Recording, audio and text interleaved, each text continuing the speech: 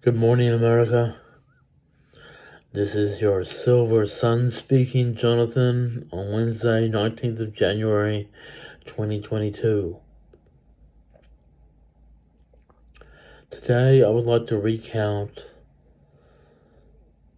a real-life experience, an encounter with the most highest evolved creation of all mankind. Jesus, too.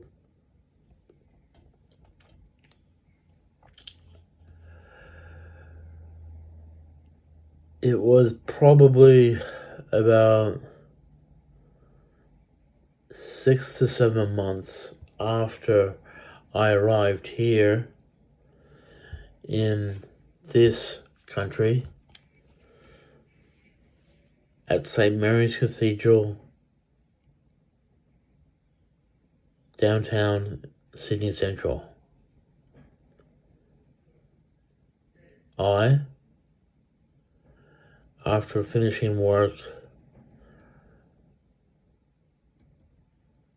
at an internet service provider called Unwired,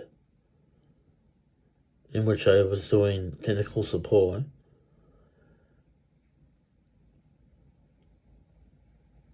I thought it would be nice to go to church,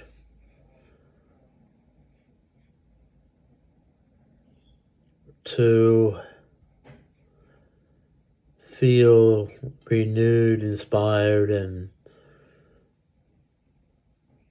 with my faith that I had, which turns out to be something quite tangible.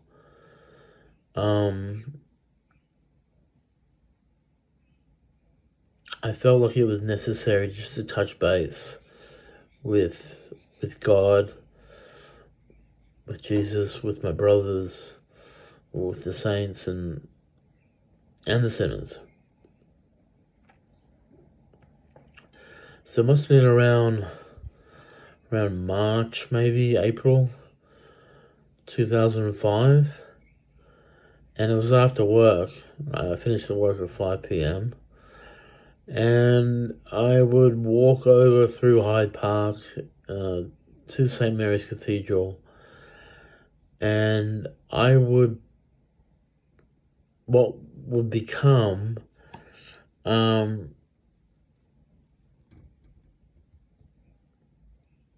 mission to solve the woes of the world. Something that's very Christ-like and Christly.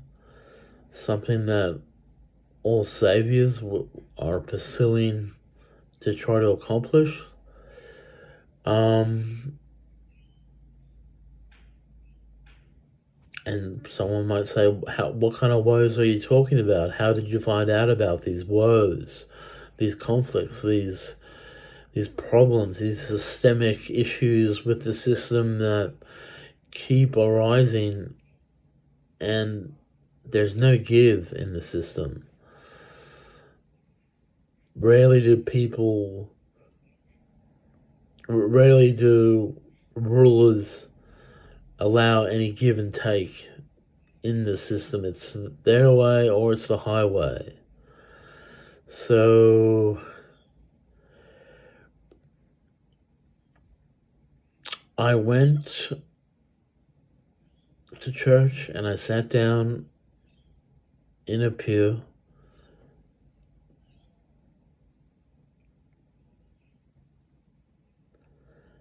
and I started to pray.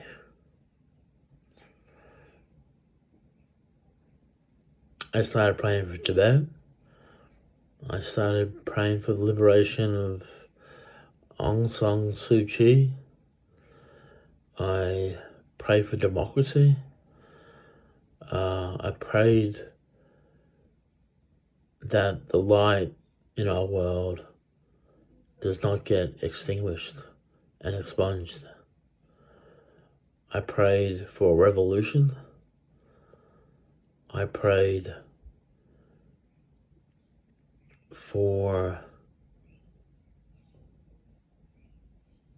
that governments in the world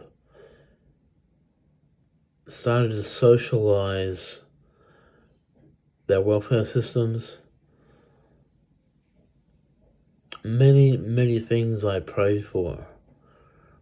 And this would become a regular occurrence after I would finish my work on the weekend and go to the church to pray for an hour, getting there a bit after 5 o'clock, till when the Saturday vigil or the Sunday Mass would begin, usually around 6 p.m. And this was the first time that I've been in a church since I had arrived back, and something amazing was going to happen. The church was going to get a visit from the one, the most beloved, the most glorious, the most powerful, the most gracious person ever to come into existence. And that is Jesus too.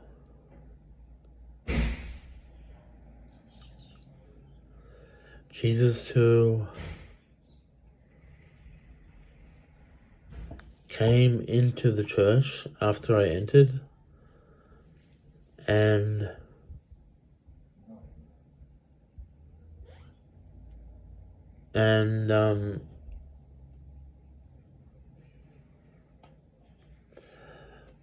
I couldn't see him. He was veiled. He was under the veil, with some type of invisible cloak. But I could feel his energy. I could feel his power. I could feel his spirit moving in all areas away from him throughout the church. And I was overcome with beauty and grace.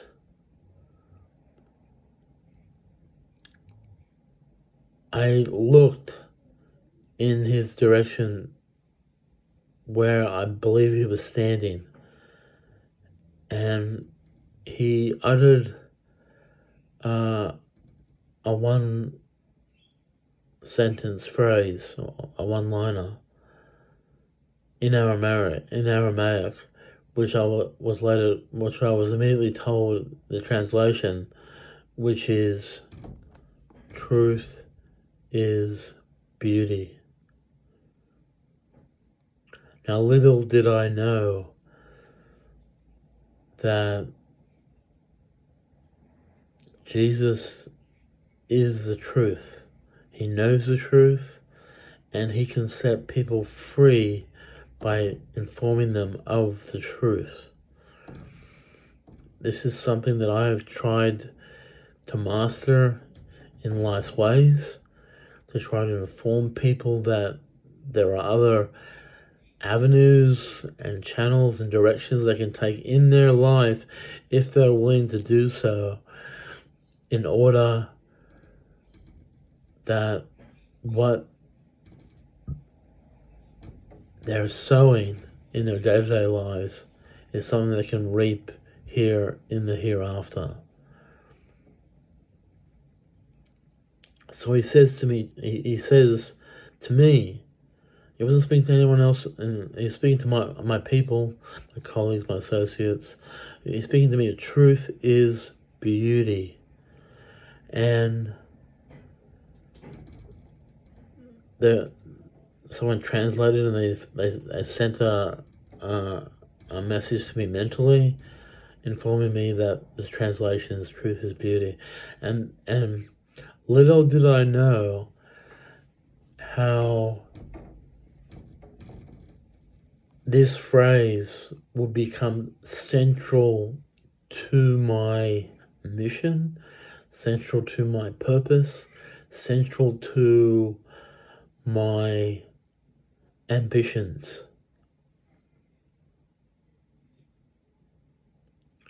And truth can be talked about on a number of levels, in certain degrees, in certain disciplines, in certain aspects of life.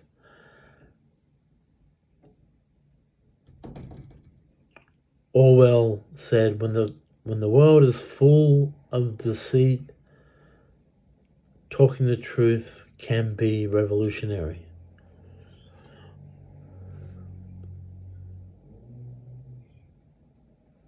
So I reach out to my communist friends. I reach out to the LGBTQI plus communities.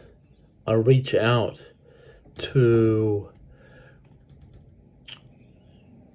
the Dark Lords, the Darksiders, and say, here is what we agree on. Here is what we know. Let's side together and build something beautiful, made of truth. And that is something that I've been looking forward to kind of acquiring certain interfaith dialogues with the monotheistic faiths, the Hebrew, the Islam, because there are so many different other ways that people can acquire to make it there, to be there.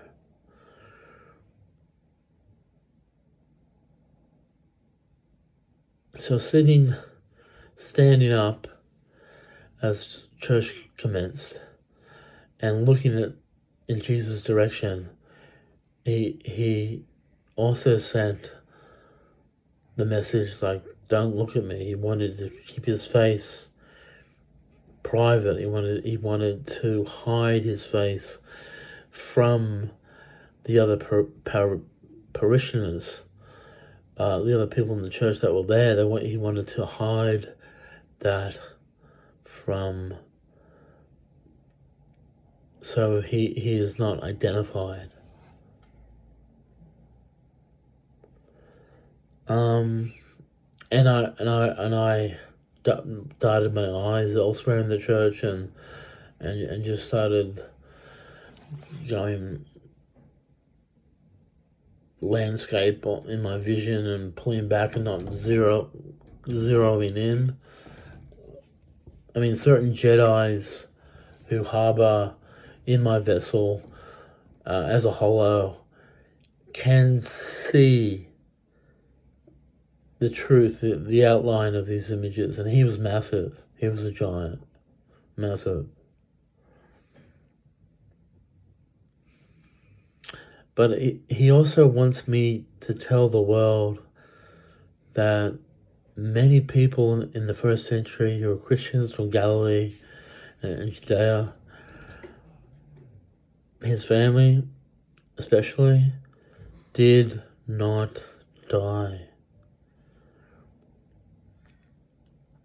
And Jesus has pleaded with these communistic rulers in this country and evil core, the gays, the horde of gays that worked for the evil core corporations, and evil core particularly, which is the evil empire of everything.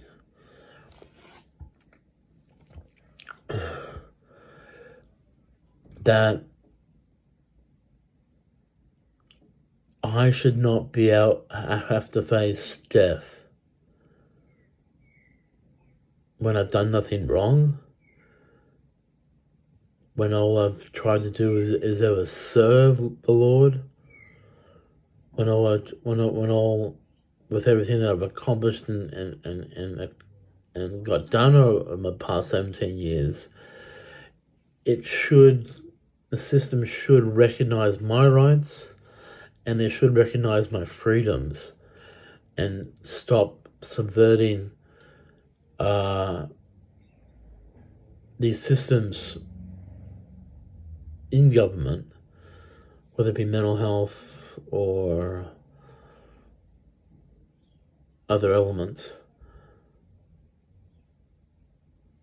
and stop this roundabout, circular situation where I'm constantly getting swallowed by the system. So I haven't seen Jesus 2 again since then. There is a version of him that I believe works for the one, and he is doing his best to shelter and protect me and to keep my well-being looked after. But what hasn't stopped is the taking away, the harvesting of mind, body, soul, and spirit. They don't seem to be able to stop this 9-1 demiurge of taking things further in my regard. He is going to be defeated. He is going to die. And it's because of my father, Terence, who has had these connections to Hollywood through Fox Searchlight, that has opened up a can of worms in my life that has never gone away. And it has exacerbated the issues. It has perpetuated violent abuse against me. These creators, they have verbally and physically assaulted me. Some of the police have, the holocops from the future. Some of these creators have harvested some of my gifts, my goodies. And they continue to conspire to work against me simply because they've been made redundant by all these angels.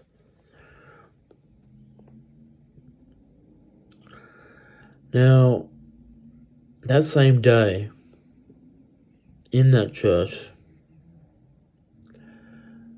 I was going to encounter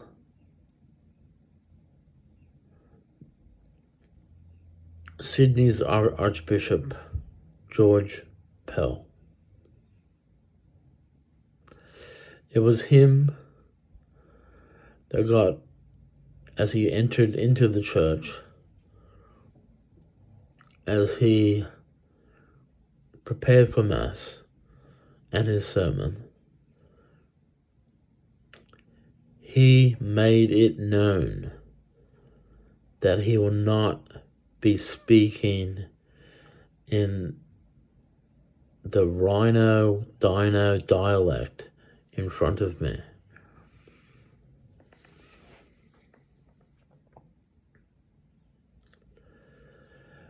There was some confusion in the church.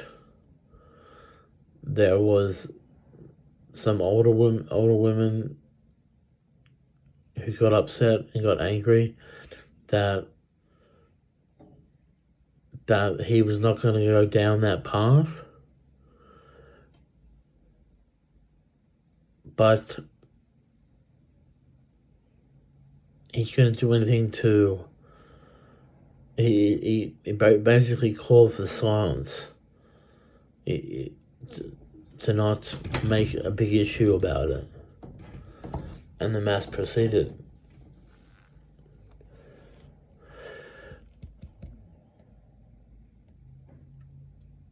So I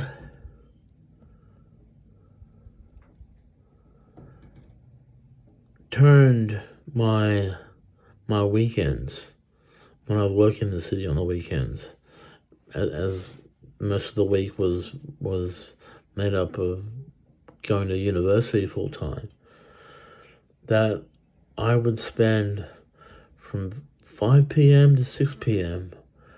I would pray on either the Saturday or either the Sunday to solve the systemic problems of evil, of oppression, of hate, of bigotry in my prayer life as a prayer warrior, to try and solve these issues. And I had kept a regular occurrence of church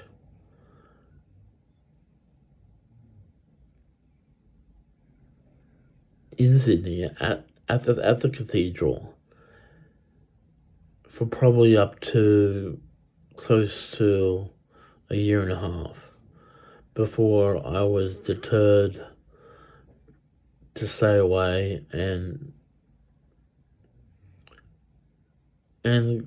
kind of disenfranchised my religiosity was.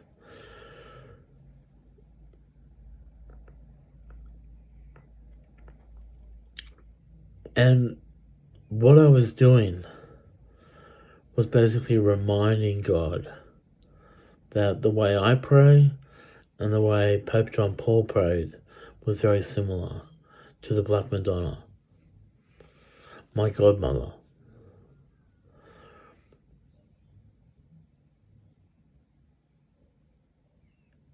The way I prayed was very top down. The way I prayed for change in these regions of the world was shining light in very, very dark places.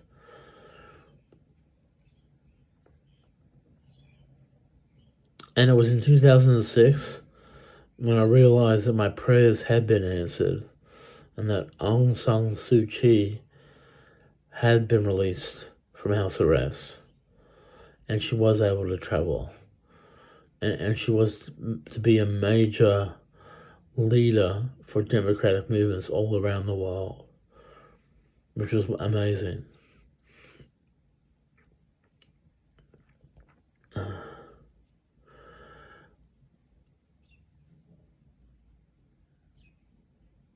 And that was the force of righteousness in action, the force of the Holy See in action, the force of the Holy Roman Catholic Church in action.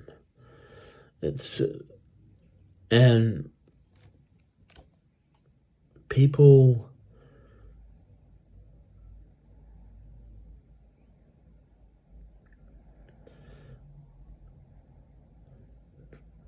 many people in Africa, Central and South America,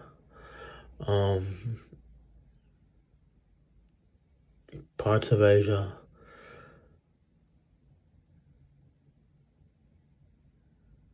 what the church has done, they deserve a lot of credit, I believe. Because what God has done, He's given this country the tools and the know-how of how to build a heavenscape, to how to build dwellings, cabins under the earth, how to build cities under the ocean, how to build.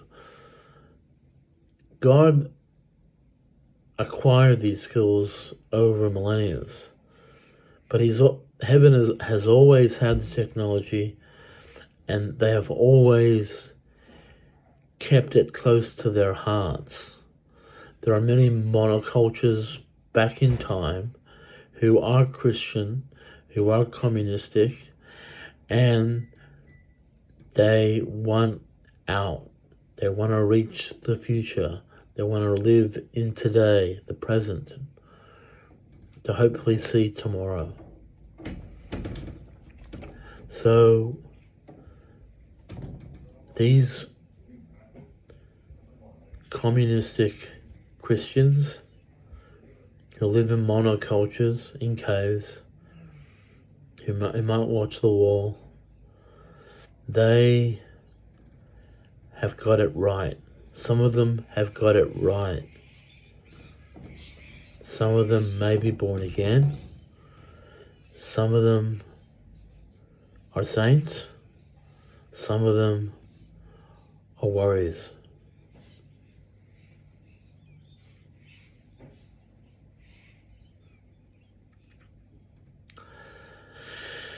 They're asking for free passage to the future. These are survivors.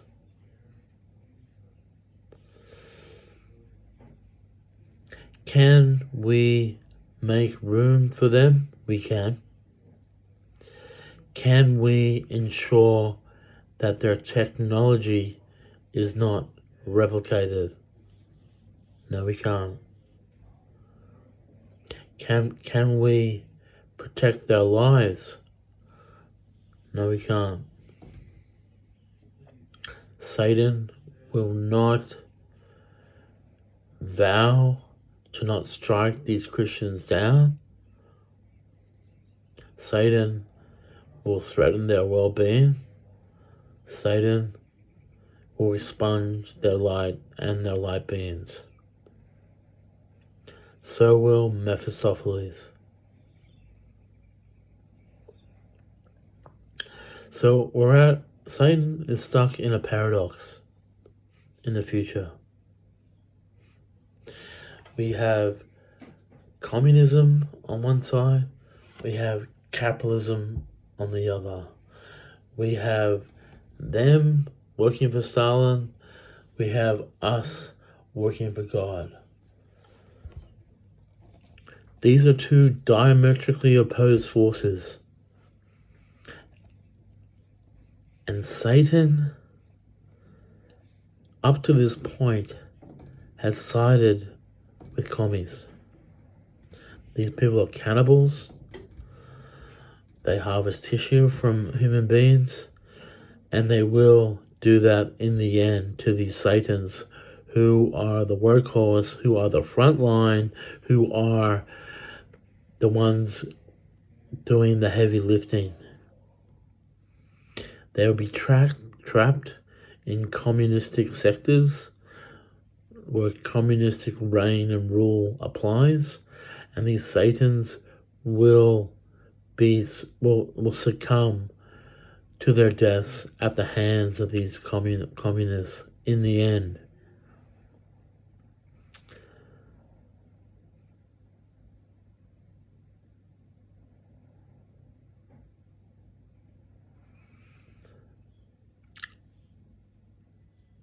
I'm simply stating the obvious. I'm simply saying the truth. Satan is paradoxically aligned with communists.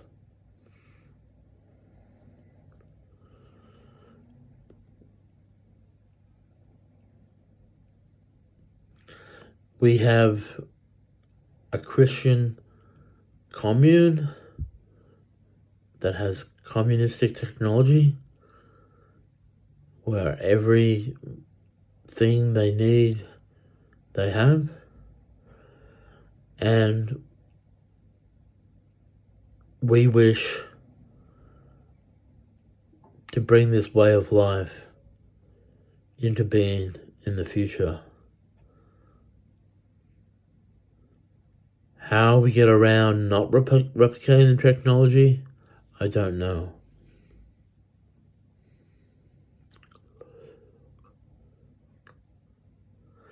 But the war on everything can be answered with these ways of life that have been lived by monocultures, Christian communities in the first millennia. whether it be the children of the light, whether it be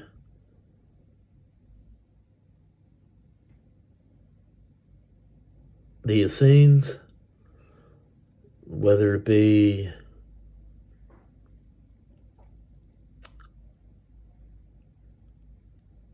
these people know how. Their creators of these Christian communists have stipulated in their creation story that they cannot have their technology replicated. I hope and I pray that this can somehow be achieved. I hope and pray that this can somehow be an answer to us in the future in this materialistic, consumer-driven society where we actually have to buy things with money to fulfill our lives rather than have everything at our fingertips, at our disposal.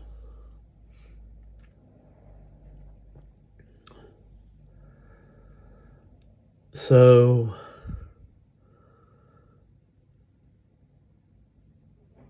let's talk of a world religion. Let's talk about truth and how it runs in so many different credos and creeds and religions, and how it spans the entire world, how certain faiths and certain cultures make it there.